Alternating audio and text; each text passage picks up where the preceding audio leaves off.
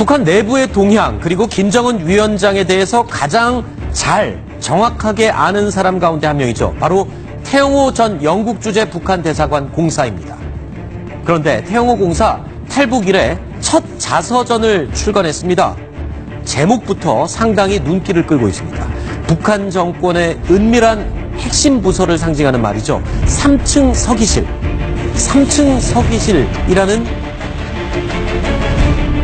말을 하면서 3층 서기실의 암호라는 제목으로 책을 냈습니다. 김정은 위원장을 떠올릴 수밖에 없는 그런 내용인데 이재명 차장. 예. 자, 한마디로 3층 서기실을 콕 집어서 책 제목으로 단 걸 보면 김정은에 알려지지 않은 그 이면을 다 폭로하겠다. 이런 의도가 담긴 것 같습니다. 그렇습니다. 그렇게 책을 이제 봐야 될 것 같고요. 3층 서기실이라고 하면 지금, 그러니까 우리로 따지면 청와대 비서실 같은 거죠. 네. 김정일, 김정은을 보좌하는 그런 비서실이 3층 서기실이고요.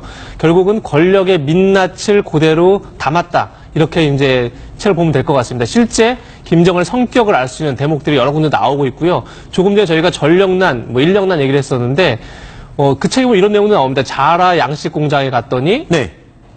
자라 새끼가 모두 다 죽었습니다. 네. 김정은이 방문했는데 그래서 왜 죽었냐고 했더니 전력이 부족하고 사료가 없다. 아하. 이렇게 얘기를 했더니 바로 작업반장을 처형시켰다. 이런 내용들이 처형이라고 그러면 사형시켰단 말씀입니다. 말씀이신가요? 총살을 시켰다. 이런 아하. 내용이 그 책 뒤에 담겨 있습니다. 지금. 네.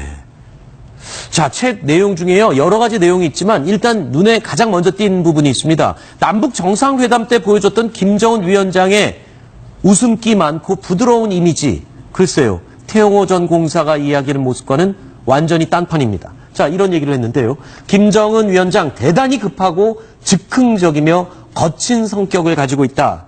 이렇게 얘기를 했는데 지금 최근에 보는 모습과는 너무 다른 것 같아요. 김정은 위원장, 태영호 공사가 기억하는 김정은의 모습과 지금의 모습, 시간이 지났으니까 조금 바뀌지도 않았을까요? 제가 볼 때는 김정은 위원장이 자기가 노예로 부르고 있는 북한 주민들에 대한 태도하고 네. 그 바깥 사람들하고는 대한 태도가 다른 것이죠. 아하. 자기 노예 북한 사람들한테는 마음대로 하고 거칠고 즉흥적으로 수용도 하고 하지만 자기 부하가 아닌 사람도 그렇게 할 수가 없죠. 네. 오히려 우리 대한민국 국민의 마음을 얻어야 우리 정부가 움직이지 않습니까? 그래서 우리 국민들한테 좋은 인상을 주기 위해서 최대한 노력을 해서 부드러운 이미지를 이렇게 연출했다고 봐야 되겠습니다. 네. 김정은 그 위원장이 이번 정상회담 때 보여줬던 그 모습이 저는 바로 대단히 급하고 즉흥적이고 거친 모습이라 생각합니다. 오히려 더 그렇죠. 역설적으로 그렇게 표현할 수 네, 있다. 왜냐하면 그 문재인 대통령에게 바로 북으로 한번 같이 넘어갔다 오시죠. 즉흥적인 제안 아니겠습니까? 네. 그리고 방금 이제 김정은 실장께서 태도라고 말씀을 하셨는데 네. 맞습니다. 대단히 급하고 즉흥적이고 거친 사람들이 기분 좋을 때 또는 자기가 그런 거친 행동을 할 수가 없을 때는 그렇게 잘 웃고 잘 합니다. 아하. 예를 들어서 저는 조금 거칠고 즉흥적이고 급한 성격 중에 하나라고 생각하는데 수 대표님 본인 얘기를 해주세요. 네, 그렇습니다. 예. 저 지금 잘 웃지 않습니까? 네. 그렇기 때문에 그런 사람들이 잘 웃습니다. 네. 그런데 정말로 자기가 맘대로 할 수 있는 곳에서는 제법 잘 화를 내고 할 수 있는 그런 상황이기 때문에 저는 보여준 모습이 맞다고 생각합니다. 알겠습니다. 자, 그러니까 김정은 대단히 급하고 즉흥적이고 거칠다라고 태영호 전 공사가 자서전에 이야기를 했습니다. 그런데 불과 몇 년 전만 해도요, 김정은 위원장이 분노하는 모습, 북한의 조선중앙TV에 그대로 노출된 적이 있습니다. 바로 이 모습인데요. 뭔가 시차를 나갔다가 마음에 들지 않자 경로에 가까운 말과 행동을 보여주는 그런 영상입니다. 저게 지금 자라 공장이죠. 아까 이재명 차장이 얘기했던 자라 공장에 전기와 사료가 없어서 자라가 죽는 바람에 저 작업장을 처형했던, 총살시켰던 바로 그 현장의 모습입니다. 네, 바로 저 앞에 섰고 있는 지배인이 바로 김정은이 바로 떠나면서 처형 지시해서 바로 처형당했습니다. 저 지금 맞은편에 서 있는 지배인 네, 말씀하시죠? 지금 바로 마주보고 있는 아하. 지배인이 바로 죽었습니다. 그러니까 저런 장면들 조선중앙TV에 그대로 노출됐던 저 다혈질, 급한 성격 이런 것들이 원래 본성이라는 거죠. 옛 어르신 말들 중에 이런 말이 있습니다. 사람은 웬만해서는 쉽게 변하지 않는다. 그 말이 맞는 건가요? 뭔가 하여튼 김정은은 뭔가 조급증이 굉장히 있는 것 같아요. 네. 그러니까 빨리 하여튼 변화의 모습들을 이제 보여줘야 되는데 실제 이제 그게 어떤 면에서 보면 이제 보여지지 않으니까 왜냐하면 사실은 북한이 아무리 발전시키고 싶어도 전력과 식량이 없으면 아무도 안 되지 않습니까? 저 네. 같은 그 자라 공장 같은 경우는 옛날에 뭐 고기 공장 같은 경우도 보면 실제로 고기를 해서 단백질을 공급을 해야 되는데 문제는 전기가 끊깁니다. 네. 끊기면 이 자라들이 그냥 다 죽어버려요. 그렇죠. 그러니까 저도 이제 옛날에 2000년도에 북한 갔을 때도 보면 고려 호텔의 전기가 수시로 끊깁니다. 아하. 그럼 엘리베이터 가다가 그냥 서버려요. 네. 근데 그런 게 그냥 우리가 왔는데도 불구하고 그런 현상이 벌어지는 것이거든요. 네. 그러니까 그게 현실적인데 문제는 전력을 받을 수 있는 방법이 없지 않습니까? 네. 지금 심포에 있는 경수로도 지금 공사가 중단됐죠. 그러니까 지금 김정은 입장에서 보면 폼페이오 이야기했듯이 제발 전기를 좀 달라. 네. 그다음에 이제 식량 문제를 해결다. 즉 이 밥에 고깃국을 먹을 수 있도록 해달라. 바로 그런 지점을 이제 폼페이오가 정확히 찌르고 있는 것이죠. 네. 태호 전 공사가 오늘 이 발표회를 가졌던 이 자서전에 공개한 내용이 성격이 급하고 거친 김정은의 모습이었습니다. 그런데 2년 전에 한국에 도착했던 태호 전 공사, 김정은의 성격을 단적으로 알 수 있는 일화를 전하기도 했죠. 지금은 김정은이 올라가서 공식 군복을 착용하고 총을 여기다가 차고 신분증을 후일하고 들여보내는데 사람들이 들어가는 노정에 기관 총구를 겨누고 있습니다. 김정은 만세를 외치려 들어가는 사람들 앞에 기관 총구를 겨누고 그 기관 총구 앞에서 한 사람 한 사람 통과에 들어가고 있거든요. 만일 여러분이 이 기관 총구 앞을 자기 가슴이 통과해서 지나간다고 가정해 보세요.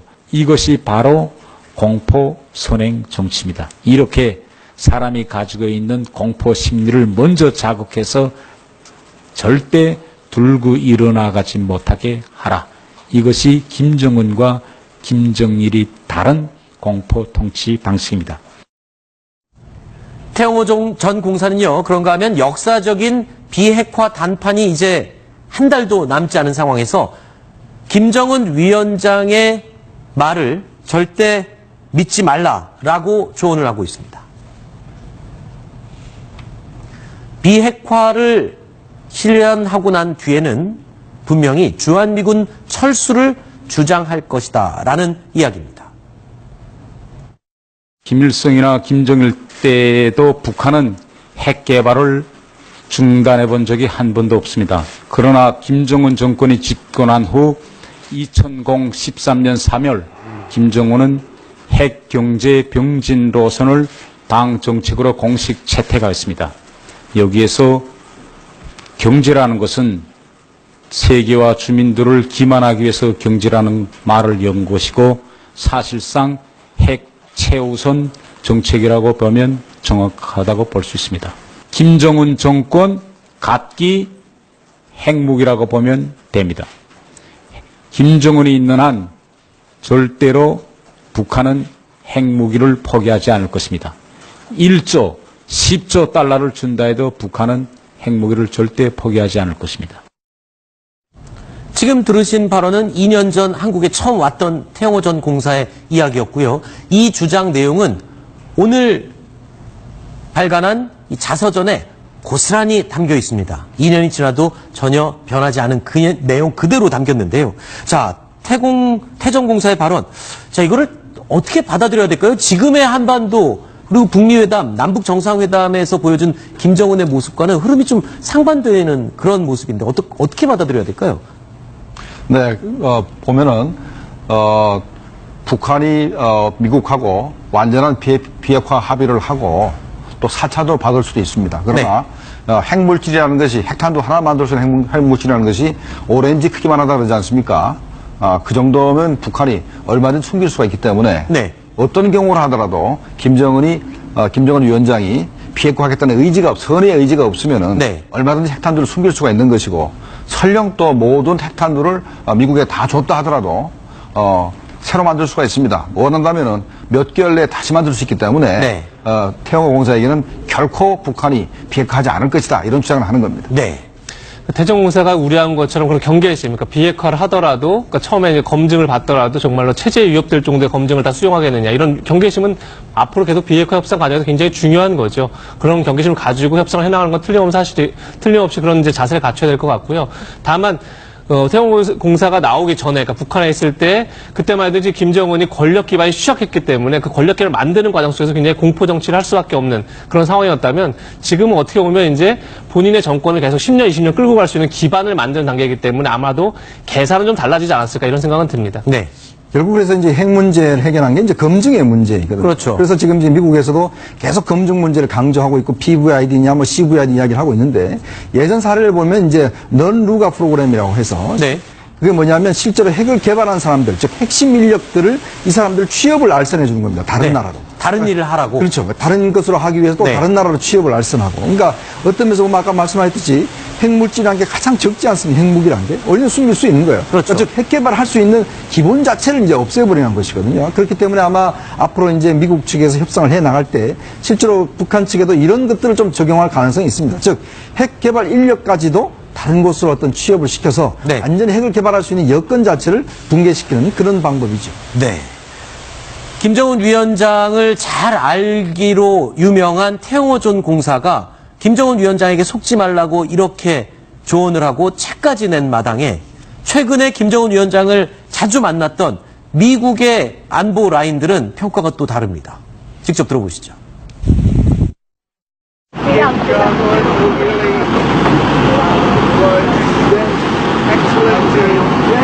Incredible people. They are really three incredible people. I really think he wants to do something and bring that country into the real world. I really believe that he was prepared to talk about that and to lay out a map that would help us achieve that. And then we talked a great deal about what it might look like, what this complete, verifiable, irreversible mechanism might look like. 자, 그렇다면 김정은 위원장의 진짜 모습은 뭘까요? 미국에 보여줬던 김정은 위원장의 모습은 대화, 협상을 위한 유화책으로 보여준 꾸며진 모습일까요?